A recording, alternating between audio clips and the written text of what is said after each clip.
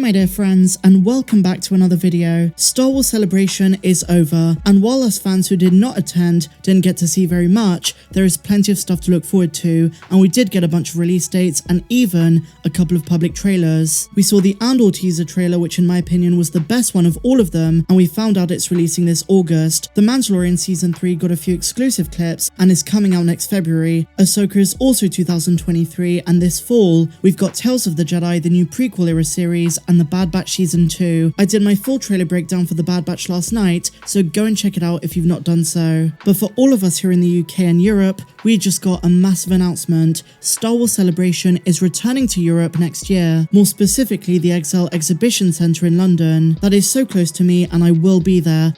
And in the wake of Celebration's end, we do have some more news. We're going to start with The Mandalorian because Jon Favreau confirmed he's already started working on Season 4. We've often spoken in the past about Favreau and Filoni's vision, how it's all one big story from start to finish. There were a few rumours saying that Season 3 was going to be the last one, but those have now well and truly been debunked. Given the wild success of the show, it's just no surprise that Disney Plus wants more, and we as the fans do as well. Speaking with Cinema Blend, Jon Favreau was asked about the growing numbers of shows set in the New Republic era of canon, and if that would eventually lead to a capstone event, kind of like an endgame. And Jon's answer was more than we could ever have wanted. He confirmed Season 4 is currently being written. He says in his own words, "With television we're very lucky because we don't have to rush things into an hour and a half or 2 hours. We get to tell stories slowly." So now as Dave Filoni is doing Ahsoka, it's very much informing the writing that I'm doing for The Mandalorian Season 4. It becomes, how should I put it, more precise. And as we know, my dear friends, as the book of Boba Fett showed us, there's going to be tons of overlap with Ahsoka, Boba, Mando, and other shows too. The new series called Skeleton Crew is also going to be Mandoverse, so that could play into it as well, because it seems as though Season 4 is going to be that endgame moment where all of the stories and plot threads from The Mandalorian's first 3 seasons, Ahsoka, Boba Fett, and maybe even the Skeleton Crew, accumulate into one major showdown or some sort of event that is of galactic magnitude. Now, he goes on to say, The Mandalorian Season 3 has now completed principal photography, and while those new episodes are in post-production, Jon Favreau is evidently not wasting any time. He's starting the writing process for Season 4, and he can't wait to share it with us. As for more crossover opportunities in the future, Jon Favreau explains that determinations are wholly made based on organic decision-making at the time. He doesn't want to force anything, and every single plot point has to be deliberate and make sense. He doesn't want to force any crossovers if they don't. And this goes back to what he said in the Book of Boba Fett Disney Gallery, that he'd always planned for the Mandalorian to come into the story. He also said that when he first started writing The Mandalorian, he had a relatively blank canvas. He didn't really have much to work with in that time period of the galaxy, at least in terms of canon. But now that we're 2 seasons in, with the 3rd very much on the way, he speaks about a clarity with the story and how things are developing with more specificity. In his own words, Favreau told Cinema Blend, "When I was writing the first season of The Mandalorian, I could do anything, set it anywhere. Dave would read it, we'd go back and forth, I would adjust, and there it was. Now we have to figure out why there are certain Mandalorians who wear helmets, certain ones who don't wear helmets, what's going on Mandalore, what's Bo-Katan doing at the time, how does she feel about that, where's the Darksaber?" So it really creates very fertile ground for the imagination, for storytelling. I think that inevitably, no matter how simple you start, the story threads start to connect and weave and overlap. And with Dave Filoni's deep understanding of everything in the time period, opportunities will always arise when we have story meetings and conversations about, well, you know what character would be here now. I mean, that's really how the Luke thing happened. And one final thing that Favreau teases us with is the following. As we start to tell stories, those stories take on lives of their own, and they have trajectories. And as those trajectories begin to organically intersect, larger stories with more characters start to make more sense. And by that logic, things are only going to get more interesting as new pieces are put into play. The development of each Star Wars show set in the time period, be it the Book of Boba Fett, Ahsoka, or Skeleton Crew, is going to open the doors for others,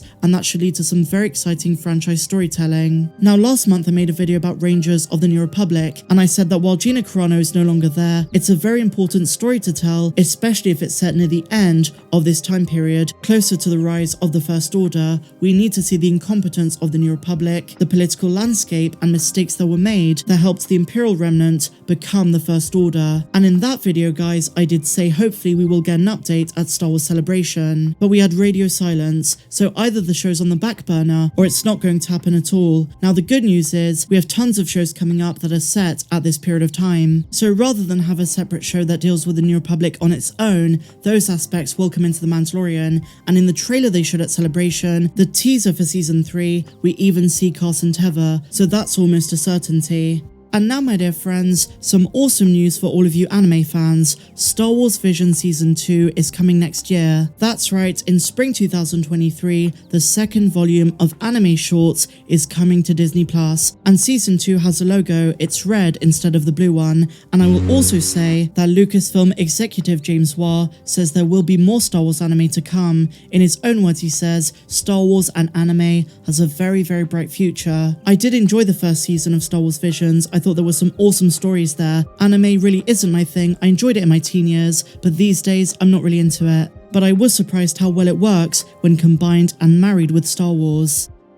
And so now, guys, amongst all of the hype for the upcoming shows, there's a big piece of news that's kind of gone under the radar. There is going to be a 10-issue comic series that explores the life of Jedi Master Yoda. I think this could be huge, with some major reveals to do with his childhood, and maybe even his relationship to other members of his species. The only two known ones are Yaddle and, of course, baby Grogu himself. Let's take a look. Marvel Comics have revealed that Yoda will be getting his own 10-issue series this October. Appropriately titled Star Wars Yoda, this series will span centuries and will be divided into 3 arcs by 3 separate creative teams, each set during key moments in the Jedi Master's long and legendary life. This news was announced at Celebration at the Marvel Comics panel, and it's going to begin with Yoda in exile on Dagobah, and that issue's by Kevin Scott and Nico Leone. They'll be followed by writers Jody Hauser and Mark Guggenheim, and artists Luke Ross and Alessandro Miracolo, with stories set just before the prequels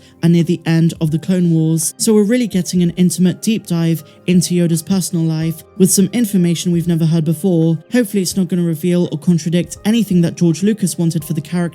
He always said to keep his homeworld and the species name a secret, so hopefully that's never revealed, but it is interesting to see a different perspective on the character, to humanize him a bit instead of just seeing him as a wise and old Jedi Master. It's very clear he did make a lot of mistakes in his life, so we want to see a bit more of that personal side to him, but as I say, guys, more information is to come, and this releases in October. Would you like to see me cover the Yoda series? Let me know in the comments down below. But with that said, my dear friends, that brings us to the end of this Star Wars news update.